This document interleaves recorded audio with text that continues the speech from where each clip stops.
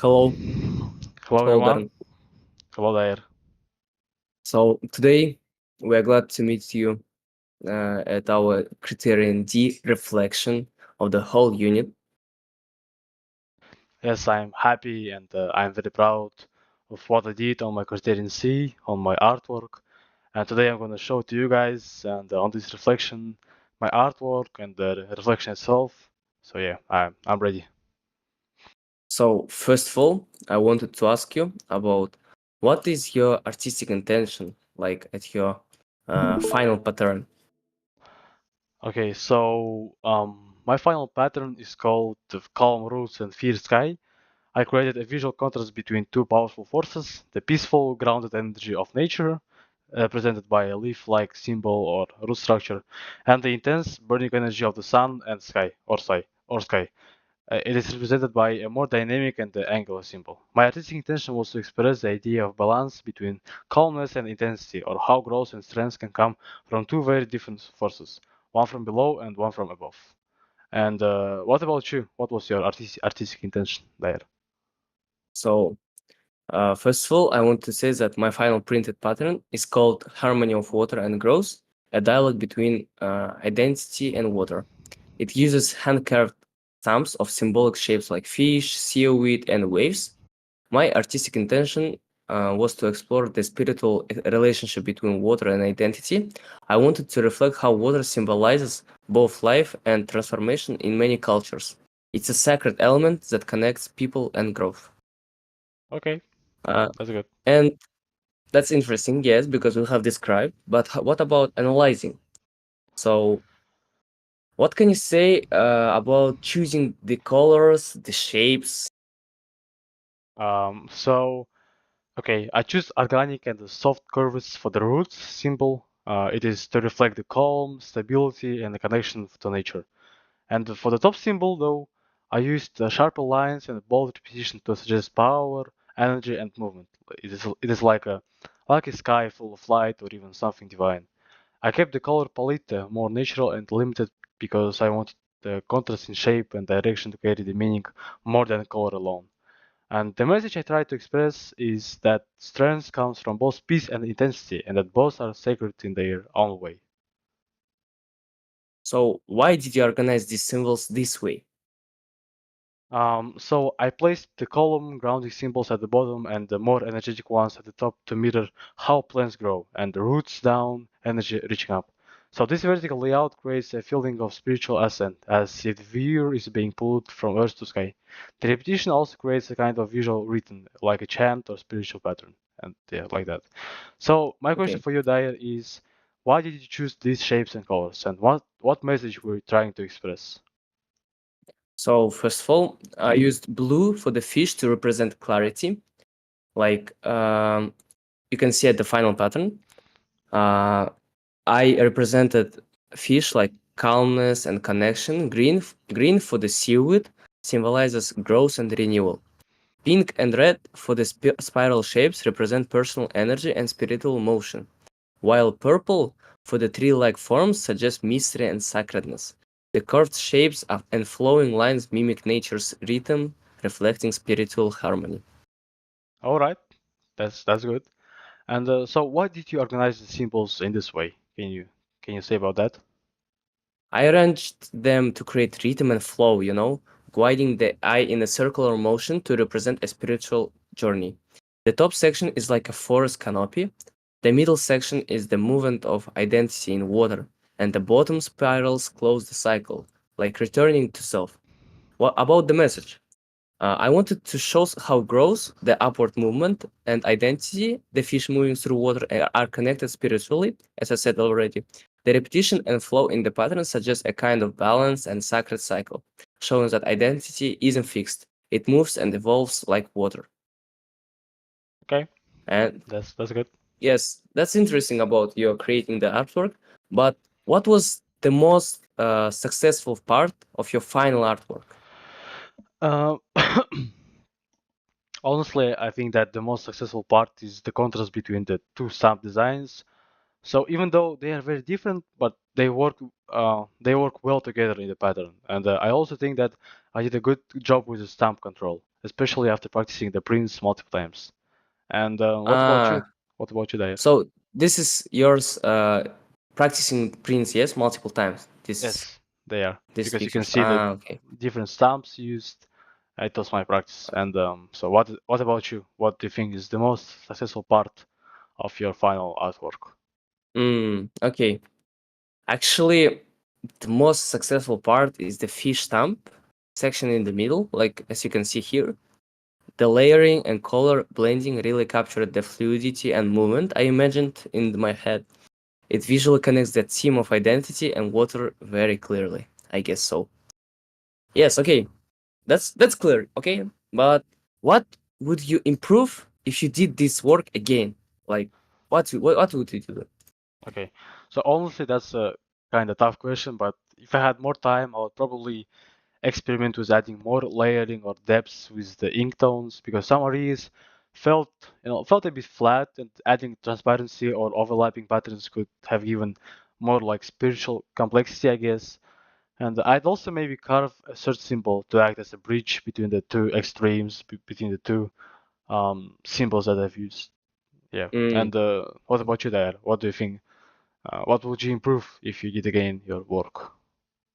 So as you can see here, uh, I would try carving with more detail and depth because as at some stamps I have like very not clear pictures, prints, and some of the textures didn't transfer perfectly, especially the tree trump, like as you can see here, tree stump. I also plan to spacing a bit more carefully for stronger composition, like at final pattern. There is no such a good composition because they are not strongly connected with each other. Okay, Okay, I see. I see. yes. How effectively your pattern like communicate your sacred idea?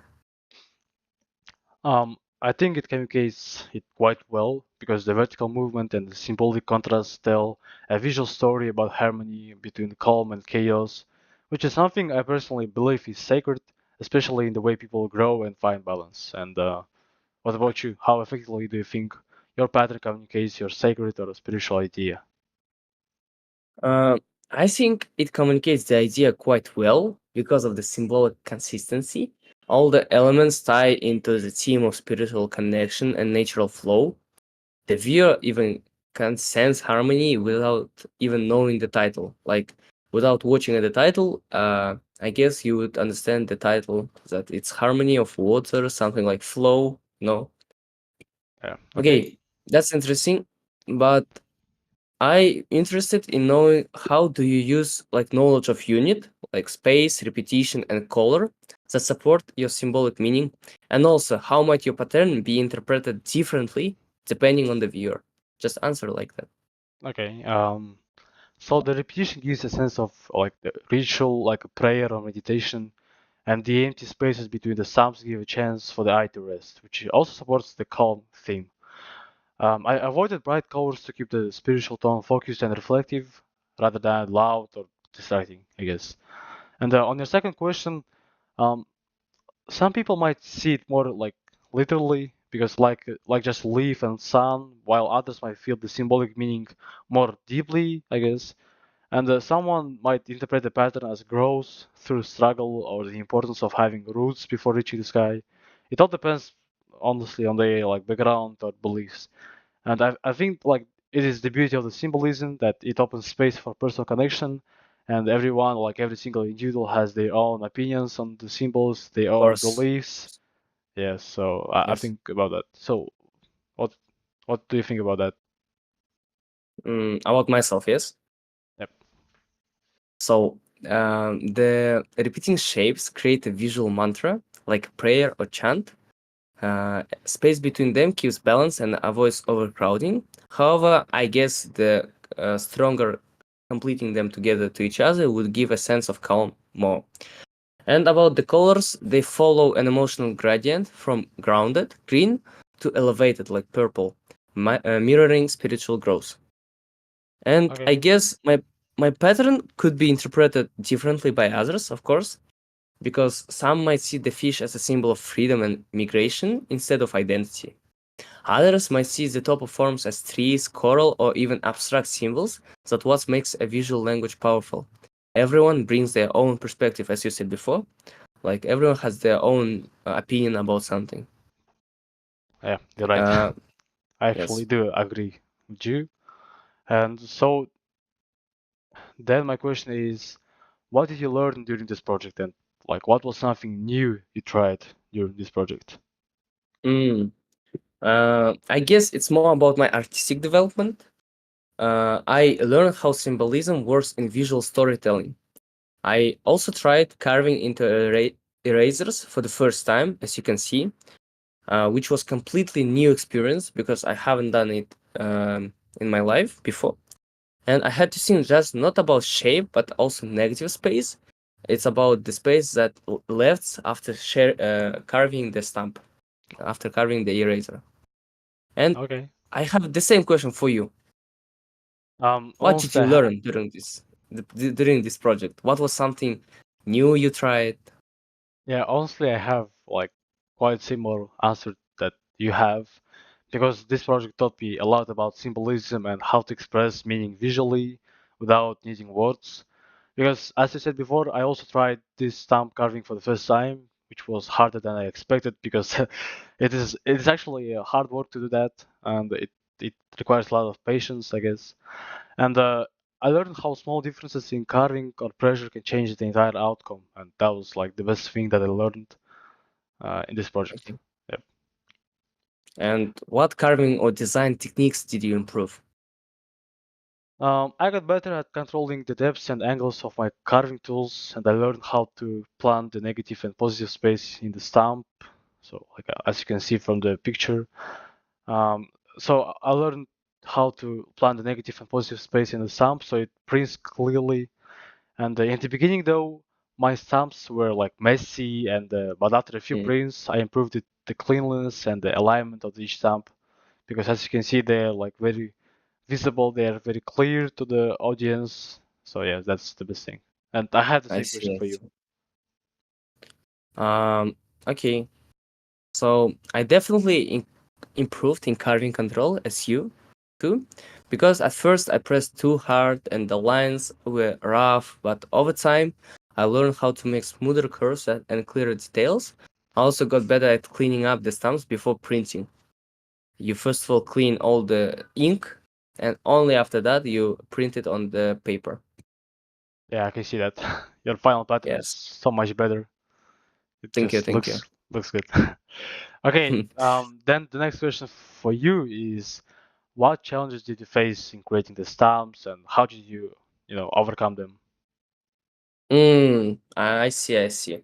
So one challenge was making sure the stamps aligned properly during printing. I fixed this by texting them multiple times, as you can see here at presentation. Um, I guess I fixed this by not cutting too deeply at first. Like I cut it very deeply that even eraser broken up. Uh, but I solved it by slowing down and sketching more before carving, as you can see at the other erasers that helped me to get better. Okay. And the same question for you. The same question for you, of course. Okay, so I'd say that the hardest part was making sure that design looked good after printing, not just on the eraser, because sometimes I thought that it looked great, but when I stamped it, the shapes didn't work, and that was like the downsides of my work. But I fixed this by doing multiple test prints and adjusting little details and keeping my hands steady while pressing. Yeah, it took patience, to be honest, because took really a lot of time to do so. So yeah. Mm, interesting. Then And how do you see your artistic thinking compared to the beginning, like at this first initial stage, and after that, what do you think? What changed? Um, I know that's that's kind of tough question, but I'm pretty sure that at the start of the unit, I was more focused on making something that looked cool, I guess. But now I think more about why I'm making something, like what it means and how people might understand it. My thinking has definitely become more symbolic and intentional than rather creating a symbol that is cool and that is pretty, I'd say. Yeah. Of course, it's And very symbolic, like it's very abstract, you know. thank you. Thanks so much. Um, yeah, so pretty much the same question for you. How do you see your artistic thinking changing? How it changing compared to the beginning? How much it changed? Yep. Um, I agree with you a lot because now I understand that art isn't just about how it looks. It's not only about appearance. It's about meaning. I think more carefully about choices like color, space, and repetition affect interpretation. Here I changed my at initial I had less repetitions. However, at final I had more repetition of specific symbols that shows my changing. Okay. Okay, That's yes, okay, but let's get to more deeply about psychology behind all this. How this project help you explore your personal or cultural identity? so basically, this project helped me reflect on how I often deal with balance in my life. So it is staying calm under pressure. The pressure is, most of the time it's just the IB program, the work that we got, summative assessments and stuff, and also finding peace even when the things feel intense. And that personal experience became the idea for my artwork, even though it's not based on a specific cultural symbol. It still reflects a spiritual belief I hold inside myself, because I really Mm, believe into the peace, into the nature, and I'm that kind of guy. If you understand what I'm saying. Yeah. yeah. So that's pretty much about it. And so, how did this project help you explore your personal or maybe cultural identity? Yeah. What about you? Okay. Mm, it made me think deeply about how water is important in my life and how it connects people across cultures. Because as you may not know, I'm a swimmer, and the water it connects with my life hugely, enormously, and it's part of who I am as a swimmer and someone who feels calm near water. The symbols let me express that in a new way of symbolizing myself as a person, as an identity. All right. Yes, yes. And I what see that. skills will you carry into your next creative work? Like next creative work, beyond these like erasers, some sketches. What do you think about that? Um, so I'll definitely take the skill of visual planning and symbolic thinking into my next projects, because now I know how powerful even a simple shape can be if you use it with intention. And I also gained more patience. Yeah, that is definitely the number two thing about this project, because from carving to testing and then to stamping, that took a lot of time for me to practice it and all the stuff. And I think it is essential for any creative work. So yeah, Mm, and yeah. okay. So same question for you: what skills will you carry into your next creative project, and why? So can you explain about that? So okay, I'll take maybe forward stamp carving because I love it so much. I will planning symbolic meaning and layering for design, as I did before. These skills are useful not just in visual art, but also in communicating abstract ideas in creative ways. I will be more intentional now. I will not just draw something because it looks good. I think about it, what it communicates, of course. And I've also learned to be more patient in process-based work like printmaking, as you did. That's Ah, interesting. yeah. All right then. Thank you, Dair, for the questions, for the interview and stuff. Now I feel more proud of my of my own artwork, and I hope you have the same feeling. So that's Yes. pretty much everything for the interview. Thank you. Goodbye. Thank you.